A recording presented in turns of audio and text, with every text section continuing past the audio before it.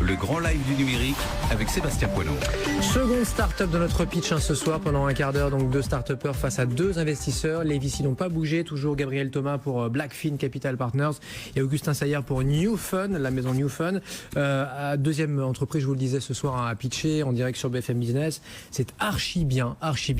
Son fondateur, Olivier Menard, nous rejoint. Olivier, bonsoir. Bonsoir Sébastien. Olivier, donc archi bien. Vous allez nous expliquer à quoi ça sert, à qui ça s'adresse, comment ça marche, si vous gagnez déjà un petit peu d'argent et si vous cherchez à lever des fonds, puisque vous avez face à vous ceux qui ont de l'argent, en tout cas qui collectent de l'argent auprès d'investisseurs et qui après le réinvestissent. Olivier, donc c'est parti, vous avez 2 minutes pour nous expliquer à quoi ça sert, archi bien. D'abord, merci de m'avoir invité.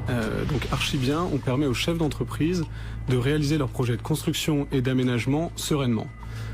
En fait, quand on se lance dans un projet de boutique, d'usine, de restaurant, de bureau, c'est hyper compliqué, on ne sait pas vers quoi on se tourne.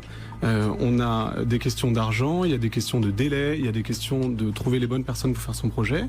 Faire appel à un architecte, c'est déjà le bon point d'entrée, mais c'est pas suffisant. Avec mon associé, on est tous les deux diplômés en architecture. Moi, je suis passé par HEC Entrepreneur. Et notre conviction, c'est que pour pouvoir bien choisir, il faut pouvoir comparer. Et on ne parle pas de comparer un devis, on ne parle pas de comparer un portfolio, on parle de comparer un projet dessiné, budgété, planifié. Et c'est ça, archi bien. Je vais vous raconter l'histoire d'un de nos clients, qui est un fromager à Paris, qui veut ouvrir une laiterie, un lieu de transformation de lait en fromage. Il trouve un super local, il veut l'aménager, il ne sait pas comment faire, il se tourne vers Archibien. Sur archibien.com, on fait son cahier des charges, on définit ce qui est possible, ce qui est vraiment une contrainte dure. On sélectionne 3 agences d'architecture, elles vont sur le local pour le rencontrer et voir ce qui se passe. Et ensuite, elles réalisent chacune une proposition dessinée avec des images, avec des plans, planifié avec un budget. Et 3 semaines plus tard, l'artisan, il reçoit ces 3 propositions. C'est un moment incroyable pour lui parce qu'il voit ce dont il a rêvé, qu'il prend envie pour la première fois, avec 3 propositions différentes. Il choisit celle qui est la plus astucieuse. On voit tout le cycle de transformation du lait depuis la rue. Et puis, l'architecte a réussi à économiser 20% de surface, ce qui permet d'augmenter la production. Et en fait, c'est ça l'intérêt d'Archibien, c'est de pouvoir choisir le bon projet et le bon architecte pour le réaliser. Comment ça fonctionne? Ça fonctionne du coup en 3 semaines, il y a 3 architectes et en fait ça coûte moins cher et c'est plus rapide que d'aller voir un seul architecte. Alors aujourd'hui on travaille dans toute la France avec 250 agences d'architecture partenaires. On a déjà réalisé plus d'une centaine de projets un petit peu partout et en fait on travaille aussi avec les particuliers aussi bien qu'avec les professionnels. Voilà, c'est pour ça que ça s'appelle l'Archibien. La plateforme donc des architectes et qui met en relation donc les clients et leurs architectes. Augustin, est-ce que ça vous parle? Ouais, ça me parle. D'ailleurs, on avait déjà reçu quelqu'un sur ce plateau qui faisait à peu près la même chose. Mais j'ai hâte d'entendre en quoi tu es différent. Ma première question, c'est est-ce qu'on considère ça de la PropTech? Alors c'est une bonne question. Il se trouve qu'au départ, on travaillait surtout sur des petits projets et en fait maintenant, on se retrouve à faire des projets pour des acteurs immobiliers un petit peu importants. Là, on a livré la semaine dernière une opération où il y avait 22 logements, une autre où il y avait 8 maisons, un espèce de petit lotissement. Donc on est en train de monter en taille et donc on peut parler d'immobilier maintenant. PropTech, donc property, on est dans le domaine de quoi? De l'immobilier au sens large alors? On en entend beaucoup parler, donc j'ai essayé de comprendre si est-ce que tout ce qui est la real estate de Robert Rivaton, la PropTech maintenant, ouais. Mais on s'y perd. Bon, tant mieux. Ma vraie première question sur ton business, c'est de comprendre tout ce qui est pricing de ton côté. Ok, alors nous, on s'inspire du modèle du courtage, c'est-à-dire qu'on fait payer le client pour accéder à notre service. Ça nous permet aussi de valider que le fait que c'est un client avec un projet sérieux. On a un accompagnement qui est digital, mais qui est aussi encore un petit peu humain aujourd'hui, donc ça nous coûte de l'argent. Et ensuite, on demande à l'architecte qui va remporter la consultation de nous reverser une commission qui va servir aussi à dédommager les 2 architectes qui ne sont pas lauréats. Pour nous, c'est très important d'avoir un système vertueux là-dessus. Les architectes en France, c'est des artisans et c'est très important qu'ils soient payés pour un travail qu'ils ont exécuté, même si, du coup, ils n'ont pas été sélectionnés pour aller plus loin. C'est-à-dire que c'est pas un devis gratuit alors? Non, c'est pas un devis gratuit, c'est payant. En fait, alors nous, on a des forfaits. Ça dépend pas de la nature du projet, ça dépend de l'accompagnement que vous voulez. Et en gros, ça coûte 900, 1200 ou 1500 euros. Donc, c'est très accessible pour tout le monde. 900 euros quand même, ça... Mais bon, oui, on ne fait pas appel à un architecte a priori tous les 4 matins. Gabriel, première question pour... Oui, ce qu'on voit souvent dans les marketplaces, c'est que donc l'offre et la demande s'y rencontrent, mais il y a souvent un côté qui est plus difficile à capter que l'autre, ou du moins sur lequel on doit dépenser beaucoup en marketing. Dans ton cas, quel est ce côté et est-ce que tu as mis en place des partenariats pour réussir à accompagner cet équilibre? Oui, alors tout à fait, c'est une super question. Il y a d'un côté le côté client. En fait, le nerf de la guerre, c'est d'aller trouver les clients. Donc ça, c'est notre travail à nous. Et puis de l'autre côté, il y a le côté architecte. Et en fait, les architectes, c'est nous qui choisissons de travailler avec des architectes et c'est pas dans l'autre sens. Contrairement à d'autres plateformes, d'ailleurs, une plateforme qui est déjà passée par ici. En fait, ce qu'il faut savoir, du coup, c'est que nous, on pourrait aller chercher les clients en direct, mais pour l'instant, on est en train de monter un réseau de prescripteurs qui sont des gens qui font partie de tout le parcours client qu'on a quand on consomme de l'architecture et qui vont du coup nous envoyer des clients de façon régulière. Ça peut être des gens qui sont dans l'immobilier, ça peut être des gens qui interviennent sur du financement, par exemple, autour de l'immobilier. Ok. Augustin. Et dans tes architectes, je reviens un peu sur le pricing, ça peut avoir avec cette question. Ton architecte moyen, c'est l'architecte qui est tout seul, qui est artisan, ou c'est l'architecte qui fait partie d'une agence? Donc c'est cette agence qui va s'inscrire et qui va ensuite donner le projet à un architecte en interne? Alors, en fait, les architectes, c'est comme les médecins, c'est un mot générique avec plein de spécialités derrière. Pour un projet de maison, ça va être un architecte seul en général. C'est d'ailleurs la moyenne en France, les architectes sont seuls en général. Pour un projet un petit peu plus important, on va avoir une structure avec plusieurs collaborateurs, plusieurs associés, etc. Donc quand on parle de faire des gros projets de bureaux, etc., on va bosser avec des agences où il y a une dizaine ou une quinzaine de personnes, sachant qu'en France, les plus grandes agences, elles ont quelques centaines de salariés, ça reste des toutes petites structures. Ok. Et la taille de ton marché? Augustin.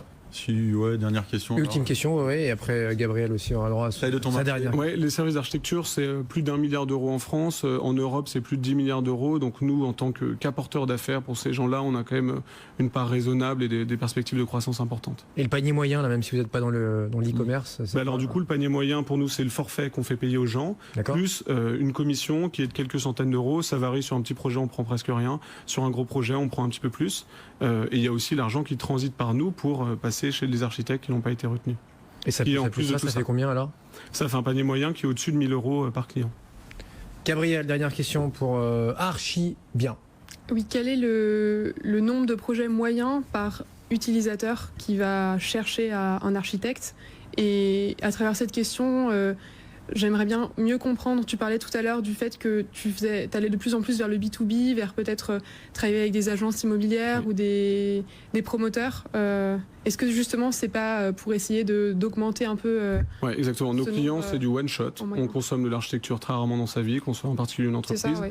L'idée de bosser avec les pros, c'est parce qu'en fait, ils vont plus vite dans leur cycle de décision et ils ont des projets avec des ampleurs plus importantes. Ça, c'est travailler avec nos clients en direct. Et l'idée de travailler avec des prescripteurs, c'est pour qu'ils puissent nous envoyer des affaires de façon régulière et que eux, en fait, ce soit eux qui vendent archi bien à leurs clients. Non, mais dans les particuliers, je veux bien, mais côté pro, là, on peut avoir régulièrement faire appel à un architecte.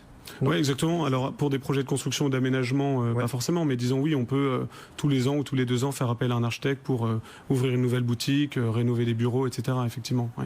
Et vous n'en êtes pas là parce que vous n'avez pas le track record, mais vous êtes lancé quand, vous, Olivier? En fait, nous, on a expérimenté dès la fin de l'année 2015 sur le projet. Et là, la formule Archibien, elle existe depuis l'été dernier. Donc, comme je disais, on a déjà fait plus d'une centaine de projets hyper variés dans toute la France. Et vous êtes 2 architectes de formation? Oui, on est 2 architectes de formation. Et on est 8 dans l'équipe aujourd'hui. Vous êtes déjà 8? Ouais, en fait, moi, je m'occupe plutôt de la partie process, c'est-à-dire que moi, mon intérêt, c'est de développer une vision industrielle de ce métier-là. Mon associé, il s'occupe de la gestion des projets et de la relation avec les architectes, ce qui est vraiment le nerf de la guerre pour que les deux fonctionnent, quoi. Augustin, vous avez fait votre choix ou vous avez besoin d'une dernière question? Je suis hésitant, là. Je crois que j'ai fait mon choix. Il a fait son choix. Une dernière question pour les petits prodiges. Gabriel, ah bah non, pour les petits prodiges, c'est réglé. Gabriel, c'est bon pour vous ou pas? Vous avez fait votre choix? C'est bon, j'ai fait mon choix. On va passer à votre verdict alors et on va rappeler Clémentine. Clémentine des petits prodiges, effectivement, avec un umlaut sur le haut. C'est ça, umlaut, on dit comme ça? Umlaut comme en allemand ou... De quoi? Le umlaut, c'est ça? Ah. Tréma, voilà, non. Le tréma, donc sur le haut, les petits prodiges, la crème, alors bio, même s'il n'y a pas de label, crème sans rien, j'allais dire, non, c'est pas sans rien, mais sans ingrédients nocifs. Voilà, exactement. Merci beaucoup Clémentine donc d'être venue nous voir. Vous êtes senti comment sur le pitch là tout à l'heure, sur les 2 minutes et sur les questions? C'est court, mais concise. C'est un bon exercice et ça apprend à bien résumer tout ce qu'on peut vendre sur le projet en un très court laps de temps, donc ça m'intéresse.